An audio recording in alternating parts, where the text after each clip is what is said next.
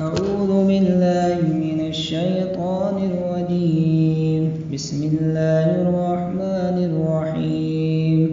إن الذين يكفرون بآيات الله ويقتلون النبيين بغير حق ويقتلون الذين يأمرون بالقسط من الناس فبشرهم بعذاب أليم. أولئك الذين حبطت أعمالهم في الدنيا والآخرة وما لهم من ناصرين.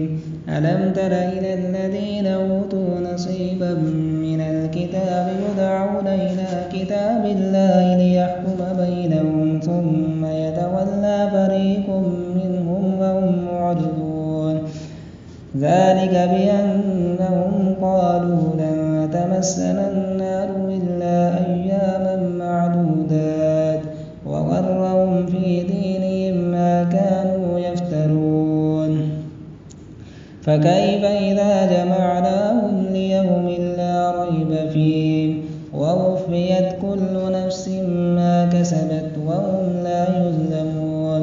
قل اللهم مالك الملك تؤتي الملك من تشاء وتنزع الملك ممن تشاء وتعز من تشاء وتذل من تشاء بيدك الخير إنك على كل شيء قدير.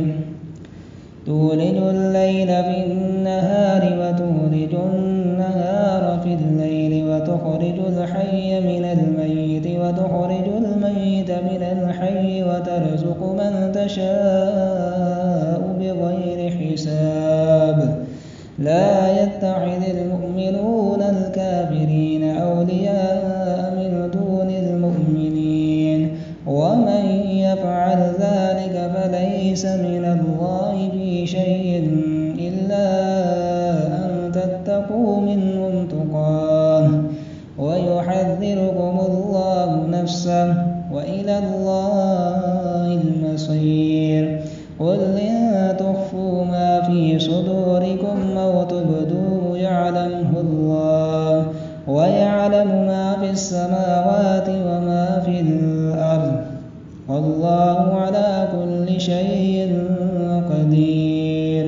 يوم تجد كل نفس ما عملت من خير محضرا وما عملت من سوء تود لو أن بينها وبينه عمدا بعيدا ويحذركم الله نفسه والله رؤوف بالعباد.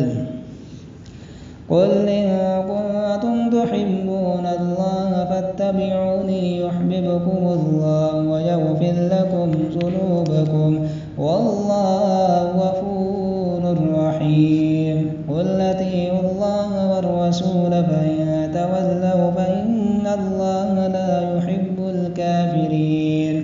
إن الله اصطفى آدم ونوحا وآل إبراهيم وآل عمران على العالمين ذرية بعضها من بعض والله سميع عليم.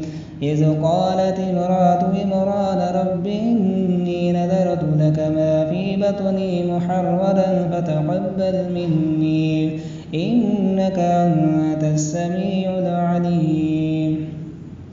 فلما وضعتها قالت رب إني وضعتها أنثى والله أعلم بما وضعت وليس الذكر كالأنثى وإني سميتها مريم وإني أعيذها بك وذريتها من الشيطان الرجيم. فتقبلها ربها بقبول حسن وأنبتها نباتا حسنا وكفلها زكريا كلما دخل عليها زكريا المحراب وجد عندها رزقا قال يا مريم أنى لك هذا قالت هو من عند الله إن الله يرزق من يشاء بغير حساب.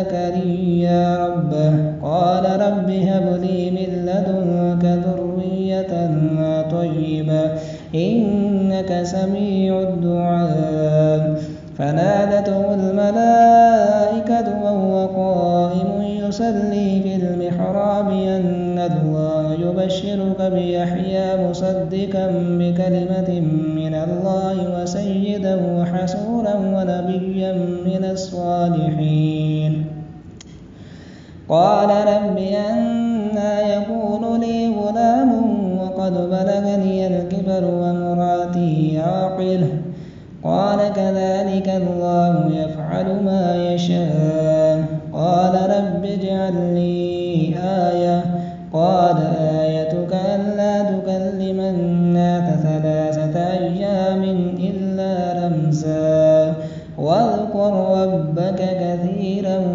وسبح بالعشي والإبكار